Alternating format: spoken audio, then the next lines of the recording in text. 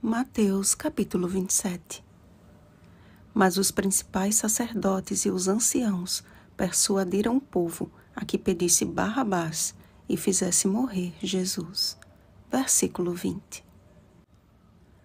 As cenas finais da vida de Cristo, especialmente as da crucifixão, devem ser cuidadosa e minuciosamente estudadas.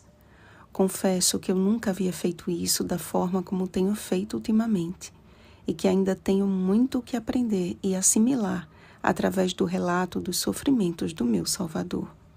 Mas garanto a vocês que não há nada neste mundo que possa ser comparado à felicidade e satisfação de ouvir a voz de Deus a me falar. Perceba o tamanho do meu amor por você. Aquele que libertou os cativos foi amarrado como um delinquente. Aquele que é o próprio Verbo, João capítulo 1, versículos 1 ao 3, se calou diante das falsas acusações. Aquele que se despiu de suas vestes de glória foi vestido com um manto do escárnio. Aquele que é Rei dos reis e Senhor dos senhores teve a sua fronte perfurada por uma coroa de espinhos. Aquele que trocou a adoração dos anjos para vir a este mundo escuro foi cuspido, açoitado e escarnecido. Aquele que é o príncipe da paz foi crucificado pelos seus como um perturbador da paz. Mas sabem o que é mais assustador nestes relatos, amados? O fato de que Jesus foi traído e entregue por um de seus discípulos e que foi perseguido, preso e morto a mando dos líderes religiosos do seu povo. A atitude de Judas, após perceber a grande abominação que havia cometido, não foi de arrependimento, mas de remorso. Se a devolução das moedas tivesse sido acompanhada com a devolução de seu coração a Deus, ele teria encontrado perdão. Mas ao assinar sua sentença com um beijo, traindo sangue inocente, ele entregou a Satanás o controle de suas emoções. Os maiorais dos judeus, então, levaram Jesus à presença do governador romano. Apesar de desconhecer as Escrituras, Pilatos teve uma forte percepção através da presença e da postura de Cristo. Pensando estar julgando uma causa, ele não fazia ideia de que diante dele estava o justo juiz.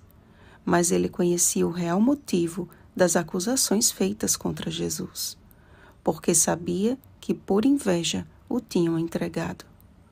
Em sua ânsia de acalmar as multidões e grandemente perturbado pelo sonho de sua esposa, Pilatos viu em Barrabás a solução de sua angústia.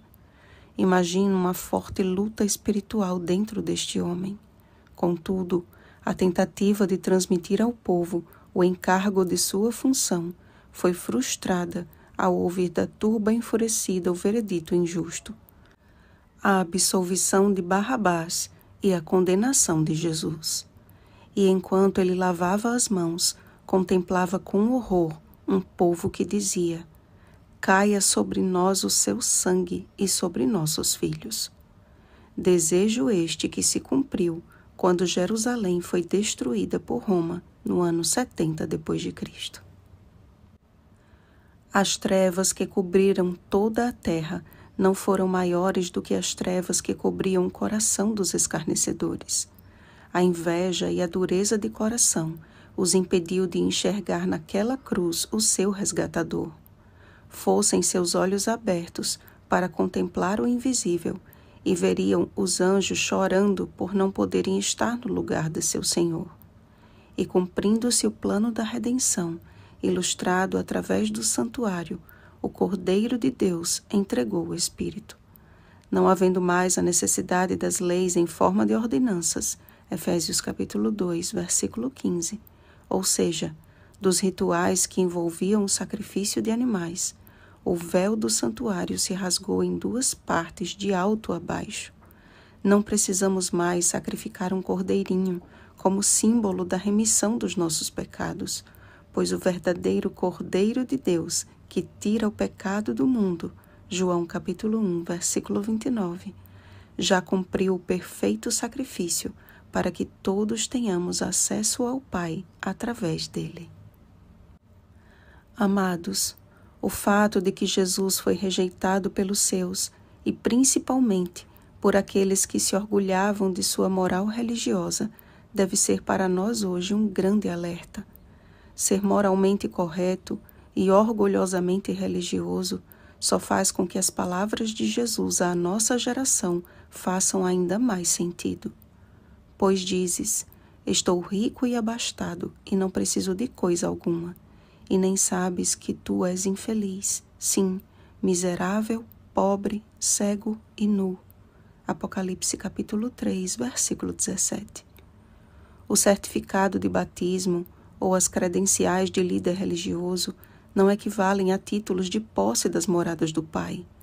Deus está à procura de seus verdadeiros adoradores, João capítulo 4, versículo 23, e está a ponto de vomitar de sua boca os que têm se recusado a tornar-se como crianças.